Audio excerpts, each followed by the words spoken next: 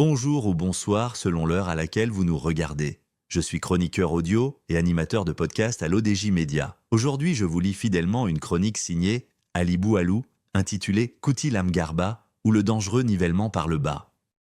Pour commencer, l'auteur décrit comment la médiocrité s'est installée insidieusement dans l'espace numérique. La médiocrité est un fléau qui guette notre société depuis l'avènement des réseaux sociaux, ou plutôt asociaux. Du jour au lendemain, tout le monde s'est proclamé analyste politique, expert, économique, homme-femme de foi, jurisconsulte, chef-chef cuisinier, homme-femme de goût, et pour les plus téméraires, Robin des Bois des temps modernes.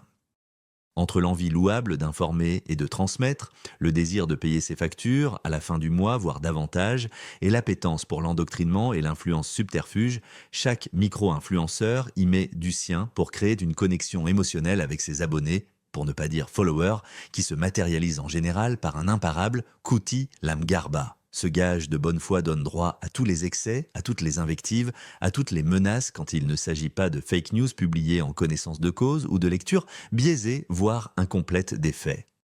L'auteur poursuit son article ainsi. Au-delà de cette inconsistance, et c'est là que le bas blesse, le micro-influenceur finit par faire croire à ses disciples, ou ses bêtes de somme en définitive, que la vérité est au bout de ces capsules et nulle part ailleurs, que la prochaine capsule sera encore plus sensationnelle que la présente et les précédentes.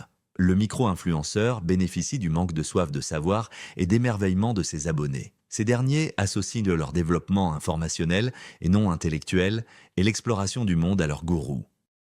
La tradition orale de notre société et le manque d'intérêt pour le livre et la connaissance utile à la croissance personnelle pour le compte de commérages malveillants n'arrangent en rien l'affaire. Alors que faire devant cette réalité collective qui dépasse la volonté de chacun d'entre nous, sinon sévir? Sévir par la force de la loi pour que le métier de micro-influenceur, puisque rémunéré, soit régulé pour prémunir les générations futures contre les inconsistances des Kouti Lam Garbistes. L'auteur insiste ensuite sur l'urgence d'agir pour encadrer ces pratiques, sans pour autant étouffer la liberté d'expression.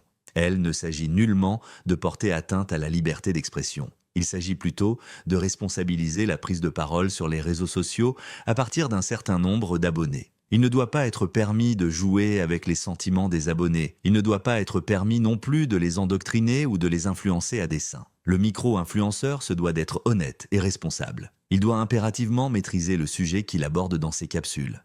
Il doit le traiter en prenant en compte un raisonnement conforme à la vérité et à ce qui est moralement juste.